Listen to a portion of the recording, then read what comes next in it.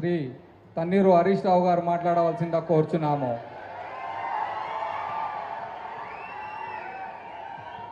జై తెలంగాణ, జై తెలంగాణ.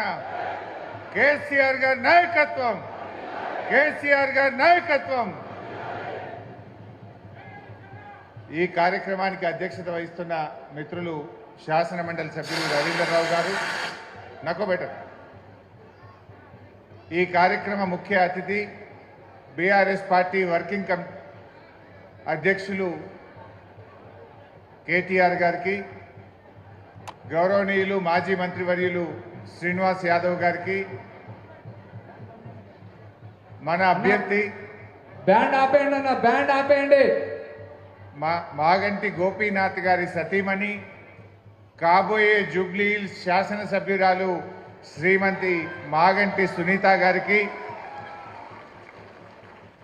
గౌరవనీయులు మాజీ శాసనసభ్యులు తమ్ముడు విష్ణువర్ధన్ రెడ్డి గారికి, వేదిక మీద ఉన్న మాజీ మంత్రివర్యులు, శాసనసభ్యులు, శాసన మండలి సభ్యులు, మాజీ ఎమ్మెల్యేలు, మా స్థానిక కార్పొరేటర్లు, బీఆర్ఎస్ పార్టీ కుటుంబ సభ్యులందరికీ పేరు పేరున నమస్కారం తెలియజేస్తా ఉన్నా. ఈరోజు ఈ జూబ్లీ హిల్స్ ఎన్నిక చాలా ముఖ్యమైన ఎన్నిక. అందరూ అనుకోవచ్చు ఇది జూబ్లీ హిల్స్ ప్రజలకు మాత్రమే సంబంధించిన ఎన్నిక అని. కానీ ఈరోజు రాష్ట్ర ప్రజలు, యావత్ తెలంగాణ ప్రజలు జూబ్లీ హిల్స్ కార్యకర్తల వైపు, జూబ్లీ హిల్స్ ప్రజల వైపు చూస్తూ ఉన్నారు. ఎందుకంటే రేవంత్ రెడ్డి గారి ప్రభుత్వం ఎన్నికల ముందు 6 గ్యారెంటీలు అమలు చేస్తాం, 100 రోజుల్లో అమలు చేస్తాం అని బాండ్ పేపర్లు రాసిచ్చారు, ప్రామిసరీ నోట్లు రాసిచ్చారు, ఇంటింటికి బాండ్ పేపర్లు పంపి భద్రంగా పెట్టుకోండి అన్నారు. ఇప్పుడు 100 రోజులు కాదు, 700 రోజులు అయిపోయింది. కానీ రేవంత్ రెడ్డి సపోర్ట్ చేస్తలేడు.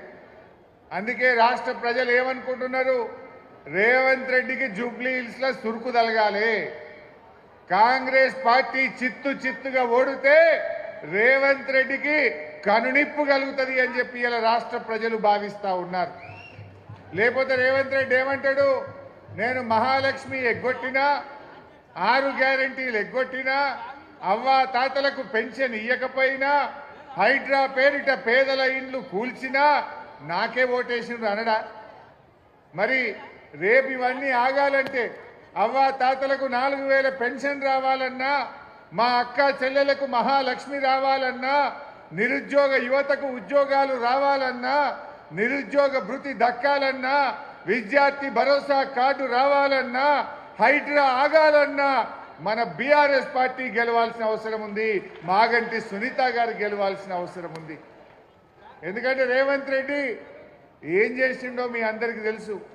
ఈ 2 సంవత్సరాల్లో ఈ రాష్ట్రం అంతా అవినీతిమయమైపోయింది. ఆనాడు కేసీఆర్ గారు ఈ రాష్ట్రాన్ని దేశంలో ఆదర్శ రాష్ట్రంగా కేసీఆర్ గారు తయారు చేస్తే, ఈరోజు రేవంత్ రెడ్డి ప్రభుత్వం దేశంలో అత్యంత అవినీతి రాష్ట్రం ఇవాళ తెలంగాణను తయారు చేసిండు. ఎవరైనా బిల్డింగ్ పర్మిషన్ కావాలంటే స్క్వేర్ ఫీట్కు 75 రూపాయలు ఇవ్వాలన్నట. ఫైనాన్స్ డిపార్ట్మెంట్లో బిల్లు రావాలంటే 12% కమిషన్ ఇవ్వాలట. ఎవరైనా ఇల్లు జాగా వాళ్ళ భూముల విషయాలు పరిష్కారం కావాలంటే 40% భూమి రాసి ఇవ్వాలన్నట. అన్ని లెక్కలే, మొత్తం పర్సంటేజీలు డిసైడ్ చేసిండ్రు.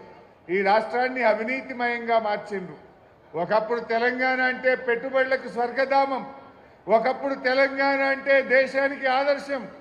ఒకప్పుడు కేసీఆర్ గారు తెలంగాణలో ఏ పథకం ప్రారంభిస్తే దేశం మొత్తం కూడా ఆ పథకాలు అమలయ్యేటువంటి పరిస్థితి ఉండే.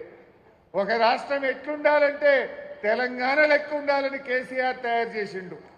ఒక రాష్ట్రం ఎట్లా ఉండకూడదు, ఒక ముఖ్యమంత్రి ఏ రకంగా ఉండకూడదు అంటే అది రేవంత్ రెడ్డి లెక్క ఉండకూడదు అని చెప్పి ఇవాళ దేశం మాట్లాడుకునే పరిస్థితి. ఆనాడు రేవంత్ రెడ్డి గారు ఎన్నికల ముందు అనేక మాటలు చెప్పాడు, చాలా హామీలు ఇచ్చాడు. గాంధీ టోపీలు పెట్టుకొని బాండ్ పేపర్లు పంచి ప్రజల్ని నమ్మబలికే ప్రయత్నం చేసినారు. కానీ ఇవాళ ఆ మాట ఎత్తలేరు. రేపు జూబ్లీ హిల్స్ లో మనం కాంగ్రెస్ పార్టీని ఓడించడం ద్వారా మాత్రమే 6 గ్యారంటీలు అమలయ్యేటువంటి అవకాశం ఉంటుంది। इवाल हमारे मुसलमान बहना है, भाइयों हैं, हिंदू भाई भी हैं। आपके बस्ती दवाखाना का आज क्या हाल हुआ? जब केसीआर साहब ने बस्ती दवाखाना आप लोगों के लिए खुले हैं। सिर्फ हैदराबाद शहर में 350 बस्ती दवाखाना केसीआर साहब ने आपके लिए खुले हैं।